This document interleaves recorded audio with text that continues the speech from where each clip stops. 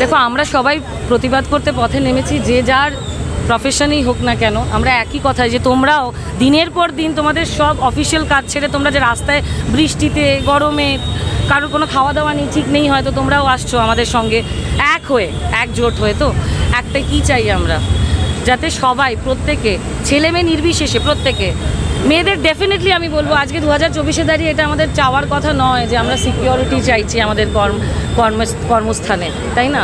কেন সেটা পাবো না? আমাদের বাসস্থানে থাকতে হবে, রাস্তাঘাটে থাকতে হবে। We should all feel secured. যে কেন আমরা আমার নিজের জায়গায় আমি নিজের রাস্তায় হাঁটতে পারবো না? আমার বাড়ির সামনে রাস্তায় হাঁটতে গেলে আমাকে ভাবতে হবে, সেটা তো হতে পারে না। So strict laws have to be implemented which will be in favor of the victims. It has to be there. এটা আমাদের ইমিডিয়েটলি করতে হবে। আমাদের সবাই যে আমরা যে প্রতিবাদটা দেখাচ্ছি, তার রেজাল্টটা যেন এটা হয়, তার রেজাল্টটা যেন এটাই হয় যে ইন ফিউচার এরকম ঘটনা যেন আর না ঘটে। এই যে প্রত্যেক দিনই কিছু না কিছু ঘটনা ঘটছে, আমরা প্রত্যেকেই রাস্তায় নেমে যাচ্ছি বা কিছু না কিছুভাবে আমরা বলার চেষ্টা করছি মানুষদের, সেই বার্তাটা তখনই পৌঁছবে when the laws are implemented. I think we should all get together and talk about that. যাতে এইরকম নক্কারজনক ঘটনা, একটা জঘন্য ঘটনা যেখানে একটা বিকৃত মানসিকতার প্রকাশ পায়, সেটা যেন পশ্চিমবঙ্গে কেন কোথাও না ঘটে।